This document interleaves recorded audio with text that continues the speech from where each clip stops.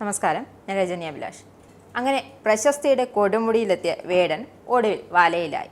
കഞ്ചാവ് കേസിൽ അറസ്റ്റിലായതിന് പിന്നാലെ പുഷ്പം പോലെ ജാമ്യത്തിലിറങ്ങി. അപ്പോൾ അതാ വണ്ടിയും പിടിച്ച് വനം വകുപ്പ് വരുന്നു. അടുത്ത പൊല്ലാപ്പുവാൻ റാപ്പർ വേടൻ എന്ന കിരൺദാസ് മുരളി മൊത്തത്തിലങ്ങ് പുലിപ്പല്ല് വേട്ടയാടി വെട്ടിലായിരിക്കുകയാണ്. ആരാധകൻ തന്നു, ഞാൻ കഴുത്തിലിട്ടു എന്നതാണ് വേടൻ്റെ പുലിപ്പല്ല് വെർഷൻ. എന്തായാലും വേടനെ വേട്ടയാടി നൽകിയ പല്ലിനെ തപ്പിയിറങ്ങിയ വനം വകുപ്പിൻ്റെ പിടിയിൽ കുമ്പിടി താമസിയാതെ പെടും. മലേഷ്യൻ പ്രവാസിയാണ് രഞ്ജിത്ത് കുമ്പിടി. കുമ്പിടി വേടന് ചെന്നൈയിൽ വെച്ചാണ് പുലിപ്പല്ല് കൈമാറിയത്. എന്തായാലും പുലിപ്പല്ലും കുമ്പിടിയും അവിടെ നിൽക്കട്ടെ. അങ്ങനെ കുമ്പിടിയും തപ്പി പോലീസ് നടക്കുന്ന വാർത്ത നോക്കി നടന്നപ്പോഴാണ് അത് വരുന്ന അടുത്ത വള്ളിക്കെട്ട്. നാട്ടിൽ മുഴുവൻ വരുന്ന വള്ളിക്കെട്ടൊക്കെ ന്യായീകരിക്കുന്ന വിശുദ്ധൻ വന്നിരിക്കുന്നു. ഒരു ചാനൽ ചർച്ചയിലാണ് വിശുദ്ധൻ്റെ കോട്ടണിഞ്ഞ് ന്യായീകരണങ്ങളുമായി രാഹുൽ ഈശ്വർ ഇറങ്ങിയത്. മറ്റാരുമല്ല, എന്ത് വിവാദമുണ്ടായാലും പ്രതിയായി നിൽക്കുന്ന ആളിൻ്റെ പക്ഷം ചേർന്ന് രാഹുൽ ഈശ്വർ എത്തും. അതാണ് ഹണി റോസ് കേസിലും കണ്ടത്. ഇപ്പോൾ ഇതിലും സ്ഥിതി വ്യത്യസ്തമൊന്നുമല്ല. മയക്കുമരുന്ന് ഉപയോഗിക്കുന്നവരെ വില്ലന്മാരായല്ല ഇരകളായി വേണം കാണേണ്ടത് എന്നാണ് രാഹുൽ ഈശ്വറിൻ്റെ കണ്ടെത്തൽ. വേടനെ ശക്തമായി തിരിച്ചു കൊണ്ടുവരണം, ചേർത്ത് പിടിക്കണമെന്നാണ്. വേടൻ തിരിച്ചു വരുമ്പോൾ ക്ഷമ ചോദിക്കും, അതുകൊണ്ട് അങ്ങ് തൃപ്തിപ്പെടണം.